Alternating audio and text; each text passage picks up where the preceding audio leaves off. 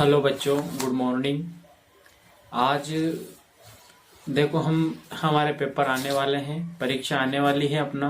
तो हमें बहुत अभी से ही चिंता सताने लगी है कि कैसे हम उस पेपर और उस एग्जाम की तैयारी करें जिसमें हम अच्छे नंबर लाके अपने माता पिता का नाम रोशन कर सके।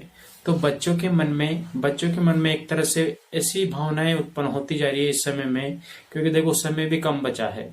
समय भी क्या बचा है, बहुत कम बचा है। तो बच्चों के मन में बिल्कुल चिंताएं उत्पन्न होने लगी है, टेंशन उत्पन्न होने लगी है। कैसे अच्छा पढ़े, कैसे मतलब इस टाइम बहुत कम समय के बीच में अच्छा पढ़ के और एक तरह से अपन पूरा 100 में से 100% बना सके। तो ऐसी बातें अपने मन में आना एक स्वाभाविक हो चुका है। ठीक है। तो कुछ बच्चों का सवाल भी है मुझसे कि सर आप ऐसा बताओ कि हम पेपर में कैसे तैयारी करें हैं, ये पेपर की मतलब किस तरह से तैयारी करें, कैसे पढ़ें, कैसे नहीं पढ़ें, या हमारे जो भी प्रॉब्लम है उन सभी प्रॉब्लम से यहाँ पर अपन कुछ प्रॉब्लम है तो उसके बारे में चर्चा करेंगे। ये वीडियो मैंने सिर्फ आपके लिए बनाया है कि आप इस बिल्कुल कम समय में किस तरह से आप एक अच्छी तैयारी कर सको। तो कुछ बच्चों का कहना है कि परीक्षा को लेकर चिंता होने लगी है। हाँ, सही बात है। देखो, कोई सी भी परीक्षा अपने जो जीवन में होती है या आती है, जो भी परीक्षाएं हमारे जीवन में आती रहती है, आपको अलग अलग स्टेज पर अलग अलग परीक्षाएं देने को मिलेगी। सबसे पहले तो आप टेंशन फ्री हो जाइए और खुद को, मेरा तो कहना यही है, खुद को आप अकेला कीजिए। खुद को जितनी भी आपकी क्रियाविधि है उस क्रियाविधि से हट के बिल्कुल खुद को इस समय के अंदर अकेला कीजिए और अपने किताबों के पास जाइए। अब देखो, जैसे हम किताबों के पास जाते हैं तो उन किताबों को कैसे पढ़ना है वो हमें तब समझ में आएगा जब आप किताबों के सामने मतलब किताबें आपके सामने होगी। अभी इस समय में आपको बिल्कुल जितनी भी इस समाज में जो जितनी भी गतिविधियां हो रही है, आपको उससे सबसे पहले दूर होना पड़ेगा और अपना माइंड उस लक्ष्य पे निर्धारित करना पड़ेगा जिसके लिए आप पढ़ाई कर रहे हो। आपने इतना साल खराब किया, इतना महीने खराब किए, इतने आपके पैसे खराब किए, तो उसका सारा निचोड़ हम इस समय के लिए, इस समय में मतलब उसका इस्तेमाल कर सकते हैं, इसका उपयोग कर सकते हैं। तो सबसे पहले आपको करना क्या है, अपने लक्ष्य को बिल्कुल, आपके जो लक्ष्य है उस पर निर्धारित करो अपने समय को। उस पर आप उसके बारे में चर्चा करो, उसके बारे में सोचो, उसमें लगो। तो आपका पहला लक्ष्य है कि पढ़ाई कैसे करें और इस चिंता को कम कैसे करें। तो अपने आप को, खुद को पहले सबसे पहले अलग कीजिए सभी से। अलग करने के बाद आपको आपका सिलेबस देखना है। आपकी किताबें जितनी भी आपके सब्जेक्ट है उसको एक नंबर वाइज से अलग सिस्टम से जमाइए और उनको एक एक सब्जेक्ट को लेकर आप एक एक टॉपिक क्लियर कीजिए, एक एक टॉपिक को रिवीजन कीजिए। और कुछ अगर बातें आपको जैसे कुछ नोट्स में नहीं है, कहीं अलग से मिल रही है, तो उसके लिए एक अलग से रजिस्टर बना लीजिए जिसमें इम्पोर्टेंट या स्टार लगा के आप अलग अलग पॉइंट बना सकते हो और उससे अपनी तैयारी और मजबूत कर सकते हो, एक्स्ट्रा तैयारी कर सकते हो। इससे आपका क्या होगा कि जो भी बिल्कुल बारीकी से क्वेश्चन बनते हैं तो वो भी क्लियर हो जाएंगे। तो ये आपको करना है, सभी पे बारीकी से ध्यान देना है। तो सबसे पहले सब्जेक्ट लो, सब्जेक्ट लेने के बाद उस पे उनके सारे टॉपिक्स देखो और सारे टॉपिक्स पे रिवीजन करो।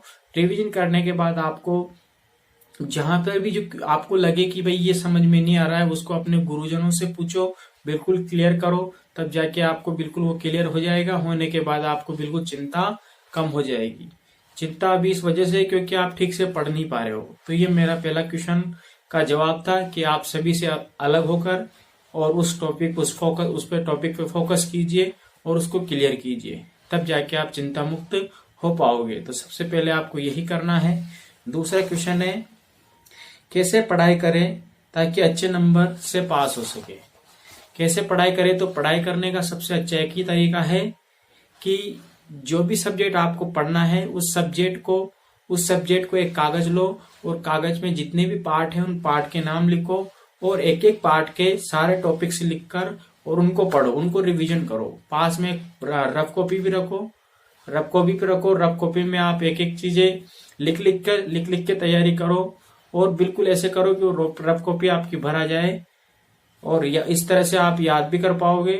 तो ये आपका दूसरे क्वेश्चन का जवाब था। अगला क्वेश्चन है, घर पर पढ़ाई नहीं होती। देखो, घर पे पढ़ाई ये हमारी एक मानसिकता बन चुकी है कि घर में पढ़ाई नहीं होती और अकेले में पढ़ाई होती है। ऐसा कुछ नहीं है। माहौल हमें खुद को क्रिएट करना पड़ेगा, माहौल हमें खुद को बनाना पड़ेगा। माहौल आपका पढ़ाई में तभी बन सकता है जब आप सारी जो आपके घर परिवार में जो गतिविधियां होती है, क्रियाविधि जो होती है, रोजाना का जो एक कर्म होता है, उस कर्म को बिल्कुल अलग हटा के आपको सिर्फ किताबों पे उलझना है। अभी जो अभी का समय है वो सभी जितनी भी बातें आपके परिवार में होती है उन सभी को छोड़ दीजिए। कहीं जो सामाजिक कार्यक्रम होते हैं उनमें भी आना जाना इस समय के अंदर बंद कर दीजिए और बस आप मतलब किताब पर फोकस कीजिए, ताकि आप अच्छा बिल्कुल आपके माइंड में वही चलता रहे और वही चलता रहेगा। तो आप पेपर के टाइम पे अच्छा पेपर दोगे, फिर उसके बाद वही सामाजिक जीवन जो है वो अपन को वापस जीना है। तो इस तरह से हम बिल्कुल चिंता मुक्त होकर पढ़ाई कर सकते हैं। इससे चिंता भी आपकी नहीं होगी। चिंता तो तब होती है जब हम ठीक से पढ़ नहीं पाते हैं या हमारी पढ़ाई नहीं हो पाती है, तब जाके चिंता होती है। तो हमें चिंता बिल्कुल नहीं करनी है। बिल्कुल खुद को अकेला करके ठीक से अपने टॉपिक्स, अपनी किताबों को, अपने जो नोट्स है उस पर ध्यान देना है। तो आपकी घर पे भी बिल्कुल पढ़ाई हो पाएगी। बस आपको अपने घर वालों को थोड़ा समझा के या उनको मतलब नकारते हुए अपनी पढ़ाई करनी है ना। ठीक है। उसके बाद अगला क्वेश्चन है किसी का, समय ही नहीं मिलता। बच्चों को देखो, ऐसा कहने की बात है समय नहीं मिलता, समय बहुत है। क्योंकि आप एक तो ये बातें हैं कि जो भी आपके जो सामाजिक जीवन में जो भी आप अपने मतलब पढ़ाई करते हो, तो पढ़ाई से रिलेटेड और बहुत सारे काम भी करने पड़ते हैं। तो वो काम कीजिए, लेकिन समय का ध्यान रखते हुए। समय बिल्कुल तेजी से निकलता जाता है, पता नहीं चलता समय निकल जाने का। तो आप उन समय में भी बिल्कुल अपना एक टाइम टेबल बना सकते हो। टाइम टेबल के बाद आप और चीजें अपना मतलब उस पर फोकस रखो आप। तो आपका लक्ष्य आपके सामने रहेगा तो आपको बिल्कुल समय बहुत सारा मिलेगा। लक्ष्य जब तक आपका आपके सामने नहीं रहेगा तब तक आप कुछ भी नहीं कर सकते हो। आपका समय यूं ही निकलता जाएगा। तो लक्ष्य बिल्कुल आपको 24 घंटा अपने सामने रखना है और उसी से रिलेटेड अपनी लाइफ को मतलब सेट करना है, ताकि आपको लक्ष्य आराम से मिल सके। यही एक तरीका है कि आप लक्ष्य को कैसे प्राप्त कर सकते हैं और समय को कैसे एक तरह से बढ़ा सकते हैं खुद के लिए। क्योंकि आपको पता है सफल लोगों के पास भी उतना ही समय था जो आपके पास है। तो उन्होंने बस ये किया है कि अपने लक्ष्य को एक तरह से फोकस किया है, सामने रखा है और उस पर निरंतर काम करते गए। इस तरह से उनको सफलता मिली। इसके बाद लास्ट क्वेश्चन है, सारे सब्जेक्ट को इतने कम समय में कैसे करें। देखो, सब्जेक्ट बहुत सारी है लेकिन अपने पास समय की कमी है। तो उसके लिए आप मोस्ट जो बड़े बड़े मतलब जो एक तरह से मेन टॉपिक से मोस्ट टॉपिक है उनको क्लियर कर लीजिए। और बिल्कुल एक टॉपिक में बिल्कुल इतना भी ना उलझे। जैसे टॉपिक होता है, टॉपिक के आसपास की जो और बातें होती है तो उस बातों को आपने पढ़ चुके हो पहले, ठीक है ना। तो उन बातों को इतना ध्यान में नहीं देते हुए आपका जो मेन टॉपिक है, जो पेपर में आते रहते हैं क्वेश्चन, ऐसे टॉपिक्स पे अपन को ध्यान देना है।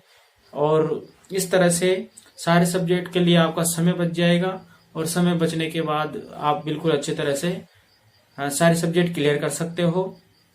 तो आज के लिए इतना ही। धन्यवाद।